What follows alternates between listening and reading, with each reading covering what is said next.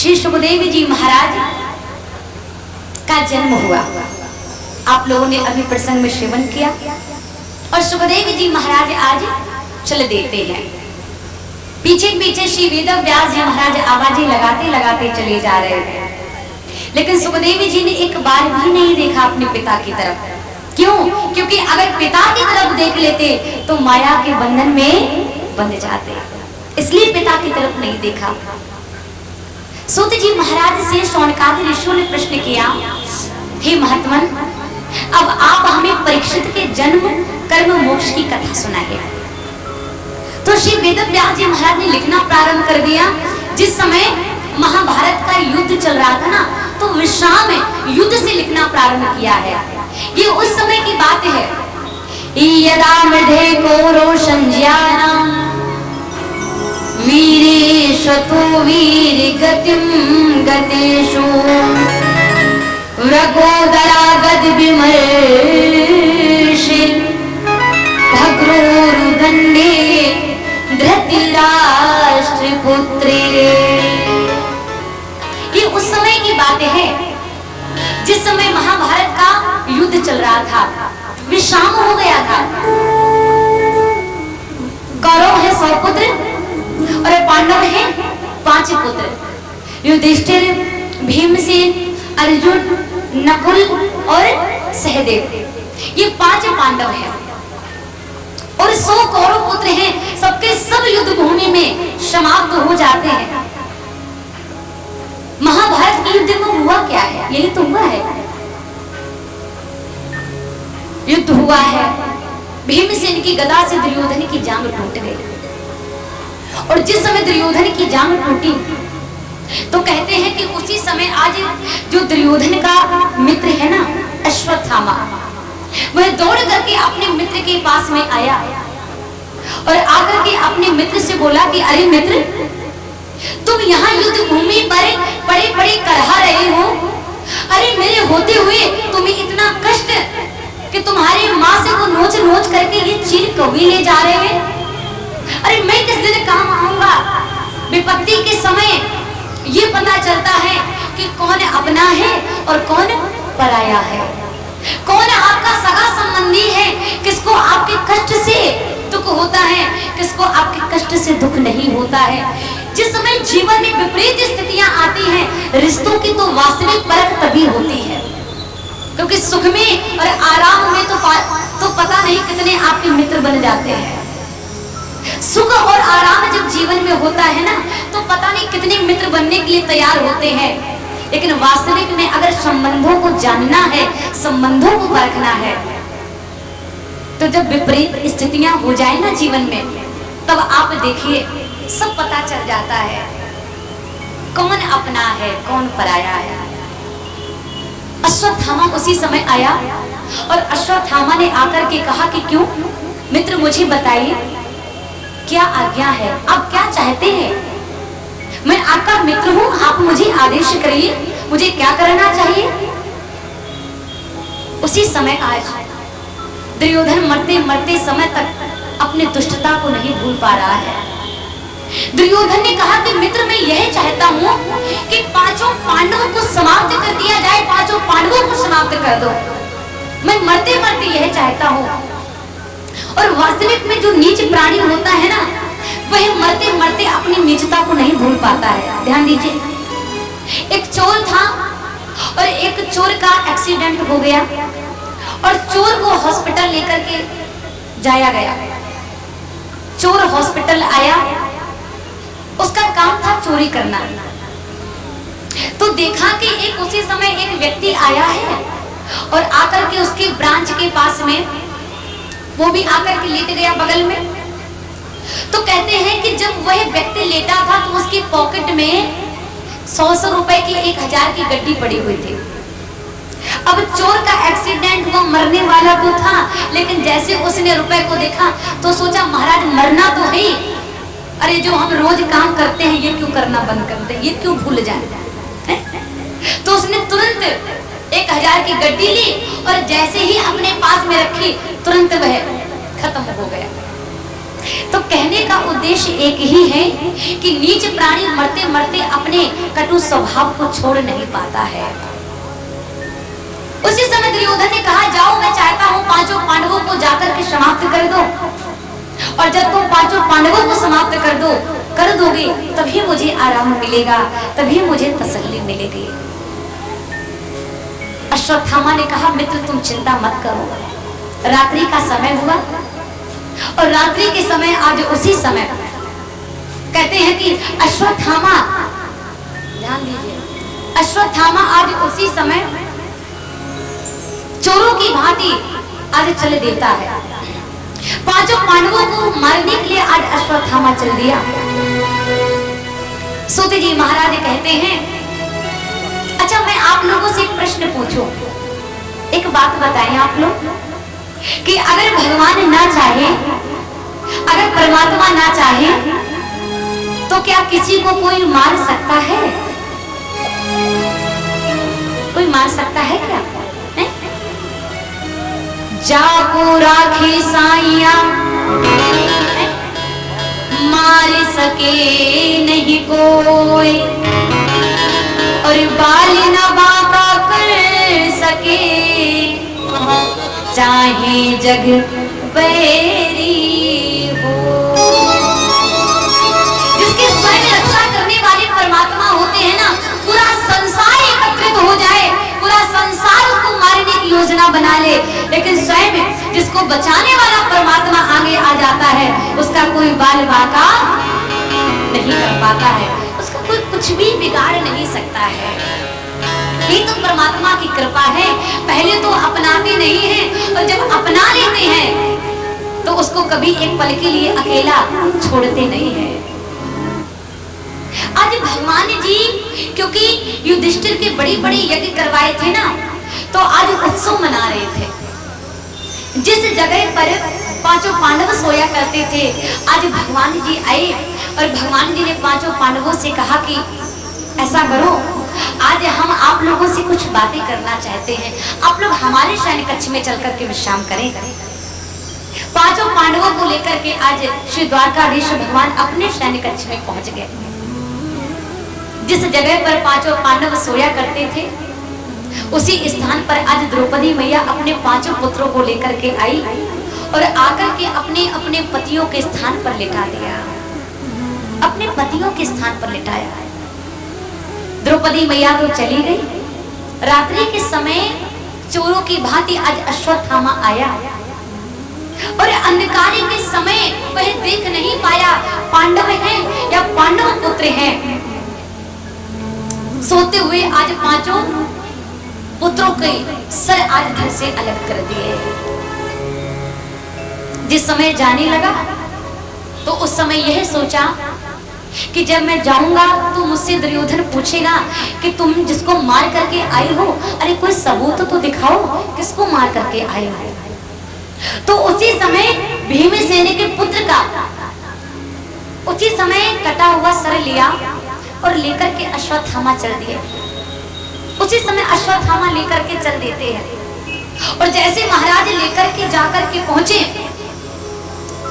दुर्योधन के पास में, अंधकार में लेकर के पहुंचे हैं ना, तो उसी समय अश्वत्थामा ने कहा, देखो मित्र, तुमने जैसा कहा था मैंने वैसा ही कर दिया।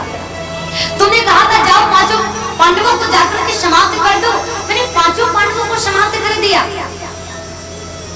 अंधकार का समय था, दुर्योधन देख नहीं पाया और जैसे सुना कि पांचों पांडवों को समाप्त कर दिया, जोर से हंसना प्रारंभ कर दिया।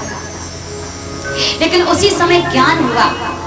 दुर्योधन ने सोचा कि पांचों पांडवों को मारना महाराज कोई मामूली बात है क्या, कोई साधारण बात है क्या?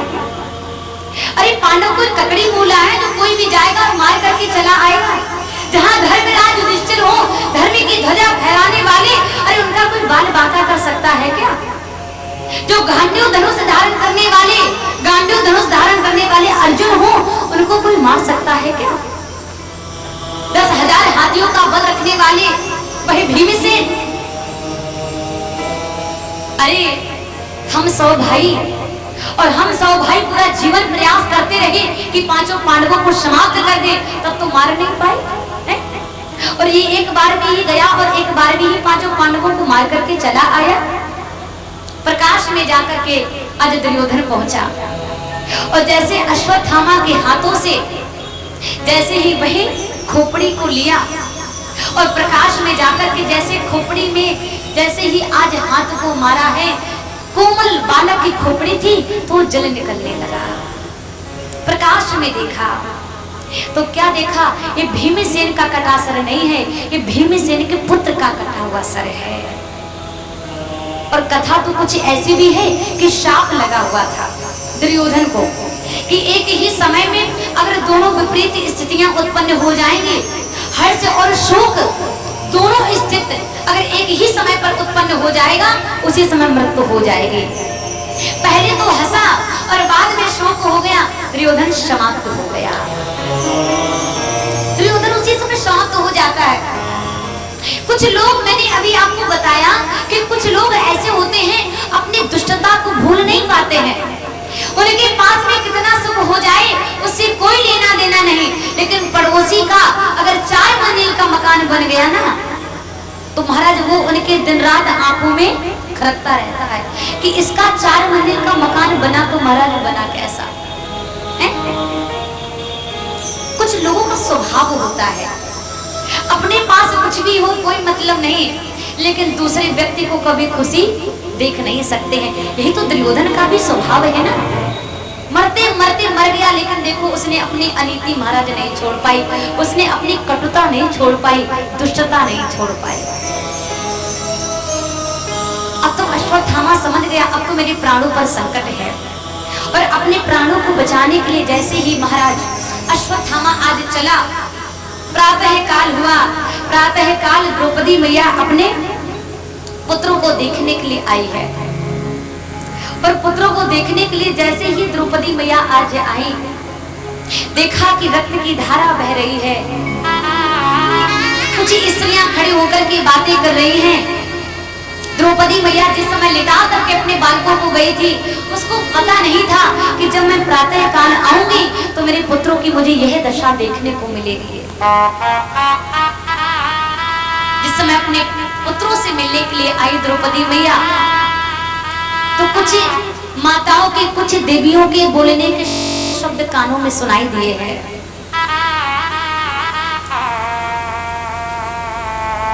माता शिशूना निधिनं सुताना निशं घोरं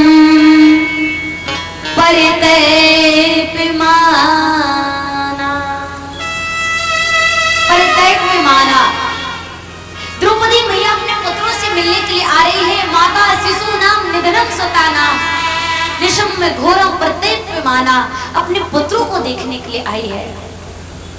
और जैसे अपने पुत्रों को देखने के लिए आई और पुत्रों की यही दृश्य को देखा, जैसे पुत्रों के पास में पहुंची, एक नहीं दो नहीं महाराज, एक ही जगह पर आप विचार करें, एक जगह पर 5 पुत्रों की एक जैसी दशा एक माँ कैसे देख सकती है? उस माँ के हृदय से पूछो उसको कितना कष्ट हुआ है, उसे कितनी पीड़ा हुई है। किसी माता का एक पुत्र मर जाता है तो कितनी व्याकुल हो जाती है, लेकिन यहाँ एक माता के 5 पुत्र एक ही जगह पर समाप्त हो गए। वह दुखी द्रौपदी से पूछिए। गांडीव धनुष धारण करने वाले अर्जुन ने देखा, क्रोध आ गया। देवी, जिस आताताई ने हमारे पुत्रों के साथ में यह किया है, अपराध किया है, हमारे पुत्रों को अपराध समाप्त किया है, मैं आताताई को जब तक समाप्त नहीं कर दूंगा मैं तुम्हारे पास नहीं आऊंगा। अब प्रतिज्ञा कर लेते हैं अर्जुन, प्रतिज्ञा कर लिया। अर्जुन आज पकड़ने के लिए आज चले अश्वत्थामा को, भगवान आज पीछे से चल देते हैं। प्रभु रथ में बैठे, रथ की रस्सियों को पकड़ लिया और अश्वत्थामा को पकड़ने के लिए अर्जुन आज रथ पर बैठ जाते हैं। अब जैसे अश्वत्थामा ने देखा, ब्रह्मास्त्र का संधान कर दिया अर्जुन के ऊपर। देखिए भगवान हमारी कब रक्षा करता है, जब हम अपना सब कुछ भगवान के ऊपर समर्पित कर देते हैं, सब प्रभु के चरणों में सौंप देते हैं, सब सौंप दिया इस जीवन का, सब भार तुम्हारे हाथों में है, जीत तुम्हारे हाथों में है, हार तुम्हारे हाथों में। जब हम सब कुछ प्रभु के चरणों में निछावर कर देते हैं तो प्रभु अवश्य हमारी रक्षा करते हैं और पग पग पर प्रभु हमारी रक्षा करता है। अश्वत्थामा ने जैसे ब्रह्मास्त्र का संधान किया, अर्जुन ने देखा कृष्ण कृष्ण महाबाहो भक्ता नाम भयंकरा, तुम्हें को दहे मानाम खबर को हसी संशते, अरे कृष्ण मेरे प्राणों की रक्षा करो, अरे कृष्ण मेरे प्राणों की रक्षा करो। भगवान ने देखा दहकता हुआ ब्रह्मास्त्र अर्जुन को मारने के लिए आ रहा है, तो भगवान ने उसी समय आगे कह दिया, कहा अर्जुन तुम्हारे पास भी तो दिया हुआ ब्रह्मास्त्र है, तुम भी इसका संधान कर दो। दोनों आज अर्जुन यहाँ से ब्रह्मास्त्र का संधान करते हैं, आकाश में जाकर के दोनों आज टकरा जाते हैं, दोनों टकरा गए। बंदी बना करके रथ में बिठाला अश्वत्थामा को अर्जुन ने, और देखिए जिस समय लेकर के आ रहे थे ना अर्जुन, तो भगवान जी केशव भगवान गोविंद मार्ग में कह रहे थे अर्जुन अगर तुम चाहते हो कि अपने आताताई को अगर तुम मारने की इच्छा रखते हो तो रास्ते में ही मार दो, क्योंकि अगर द्रौपदी के पास में लेकर के अश्वत्थामा को पहुंच गए तो द्रौपदी मारने नहीं देगी, द्रौपदी मारने नहीं देगी। अभी मारना चाहते हो, अभी जो भी दंड देना चाहते हो दंड दे दो, अभी तो ठीक है। लेकिन अर्जुन ने कहा कि नहीं हम ऐसे नहीं मारेंगे। और जैसे ही अर्जुन आज लेकर के अश्वत्थामा को बंदी बना करके जिस समय आए और लेकर के जैसे शिविर में पहुंचे, करुणामयी द्रौपदी है। देखिए महाभारत का कितना सुंदर प्रसंग है, द्रौपदी का इतना सुंदर प्रसंग कि महाभारत से उठा करके भागवत में रख दिया गया। देखिए कितना सुंदर है। द्रौपदी का स्वभाव कैसा है, कहा कि करुणा से भरी हुई द्रौपदी है, करुणा की मूर्ति, दया की मूर्ति आज द्रौपदी है। संसार के किसी भी अगर माता के पुत्र को मार दिया जाता और उस अगर दुष्ट को माता के सामने पकड़ करके लाया जाता और कोई कहता कि बताओ इस दुष्ट के साथ में क्या किया जाए, तो वो माता कहती इसको अभी इसी समय समाप्त कर दो, मैं इसे देखना नहीं चाहते हूँ, इसको अभी समाप्त कर दीजिए। लेकिन धन्य है द्रौपदी, इसी ही लेकर के अश्वत्थामा को पहुंचे बंदी बना करके, और जैसी माता द्रौपदी की दृष्टि पड़ी, माता द्रौपदी ने कहा कि अरे स्वामी ये आप क्या कर रहे हैं, आप ये कर क्या रहे हैं, क्या आपको कुछ पता है, आप इतना बड़ा अधर्म कैसे कर सकते हैं। अरे आप अपने गुरुपुत्र को बांध करके बंदी बना करके पशु की भांति लेकर के आए हैं, आप गुरुपुत्र को बांध करके लाए हैं, क्या आपको पता नहीं है, क्या आप जानते नहीं हैं ये कौन है, ये हमारे ब्राह्मण हैं, ये हमारे पूजनीय हैं। अर्जुन ने कहा देवी कैसी बात करती हो, जिसने हमारे अपराध पुत्रों को समाप्त कर दिया, एक नहीं दो नहीं 5-5 पुत्रों को, और आप कह रही हैं कि ये ब्राह्मण पुत्र हैं, ने छोड़ दो छोड़ दो। द्रौपदी ने कहा कि हाँ स्वामी, मुच्चितामेष ब्राह्मणो नितिराम गुरु, ब्राह्मणो नितिराम गुरु, ब्राह्मणो नितिराम गुरु, मुच्चितामेष ब्राह्मणो नितिराम गुरु। अरे स्वामी ये आप क्या कर रहे हैं, क्या आपको पता नहीं है जिसको आप पशु की भांति बांध करके लाए हैं यह कौन है, ये ब्राह्मण हैं, और ब्राह्मण हमारे पूजनीय होते हैं, आप इनको छोड़ दीजिए छोड़ दीजिए। अरे जो होना था वो तो हो ही गया है, कोई ना काऊ सुख दुख करे दाता, निज कृति कर्म भोग फल भ्राता। जो व्यक्ति जैसा कर्म करता है उसको उसी प्रकार से सब कर्मों का भुगतान स्वयं भुगतना पड़ता है। जिसको मरना है उसको कोई रोक नहीं सकता है, और जिसको जीना है उसे कोई मार नहीं सकता है। सब काल के अधीन है, कोई किसी को मारता नहीं है। कोई किसी को संसार में नहीं मारता है। धन्य है द्रौपदी के वचन। अर्जुन ने कहा आप ये क्या कह रही हैं देवी? द्रौपदी ने कहा मैं बिल्कुल सही कह रही हूँ, छोड़ दीजिए, ये हमारे ब्राह्मण हैं, ये हमारे पूजनीय हैं।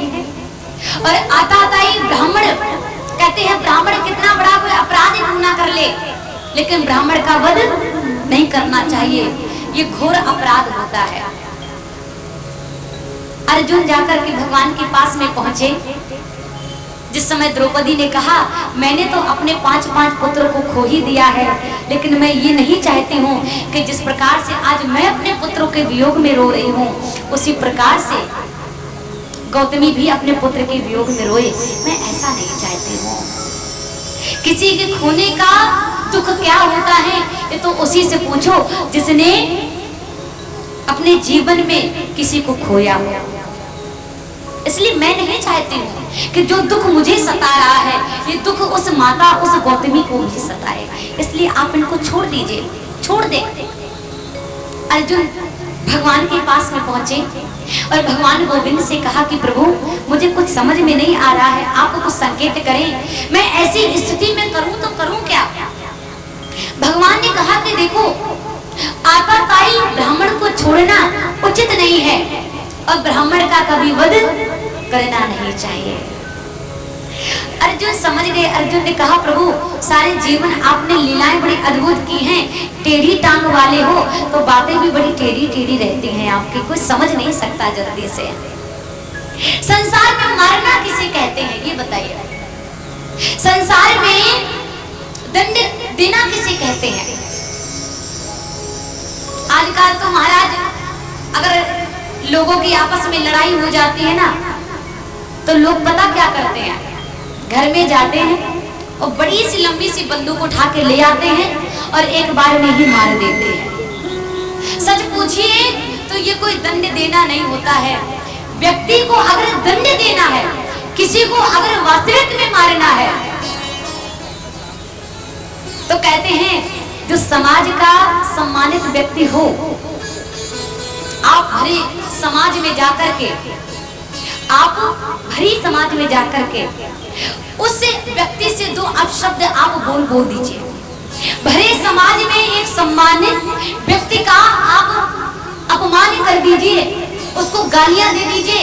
किसी ब्राह्मण को समाज में ले जाकर के उसके आप दाढ़ी आप मूछे सब निकाल लीजिए, उसके बाल मड़वा दीजिए, धक्का मार करके उसको बाहर निकाल दीजिए। बताइए इससे बड़ा भी संसार में कोई दंड है? इससे बड़ी भी कोई संसार में सजा है क्या? समाज का सम्मानित व्यक्ति का मर जाना तो उसी समय हो जाता है जब समाज में आकर के कोई 2 कटु भरे शब्द का प्रयोग कर देता है।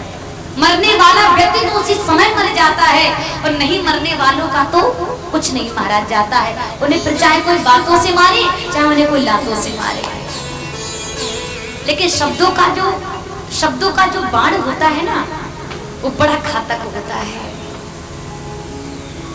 हमारे तो संत कहते हैं, हमारे तो महापुरुष ये भी कहते हैं कि जीवन में सब कुछ करिए लेकिन कभी किसी से कटु भरे वचन का प्रयोग मत करिए, क्योंकि व्यक्ति संसार से चला जाता है लेकिन जो उसके शब्द होते हैं ना वही बीच रास्ते में वही यात्रा करते रहते हैं, वही संसार की यात्रा करते रहते हैं। शब्द कभी मरते नहीं है, व्यक्ति मर जाता है, शब्द कभी मरते नहीं है। दंड दिया है, कौन सा दंड दिया? अपमान दंड दिया है अश्वत्थामा को। शिविर से धक्का मार करके सर की मड़ियां निकला ली, बाल को मुड़वा दिया और शिविर से अपमानित करके धक्का मार करके बाहर कर दिया। एक बात बताएं, हमारे तो सदगुरु एक बात कहते हैं कि ब्राह्मण 2 प्रकार का होता है। अगर ब्राह्मण से कोई अगर कटु भरे शब्दों का प्रयोग नहीं करता है, ब्राह्मणों को कोई छेड़ता नहीं है, तो सुदामा ब्राह्मण को देख लीजिए। ब्राह्मण 2 प्रकार के होते हैं। सुदामा जैसा भी ब्राह्मण होता है बिल्कुल सील स्वभाव का, जिसको किसी से कोई लेना देना नहीं होता है, और अगर कहीं अपने पर आ जाए तो परशुराम जैसा भी ब्राह्मण बनना पड़ता है समाज में। कहीं धर्म के ऊपर कोई बात आ जाए, कहीं अपने सम्मान के लिए कोई बात आ जाए, स्वाभिमान के लिए कोई बात आ जाए, तो कहते हैं परशुराम बनने में फिर देरी नहीं करनी चाहिए।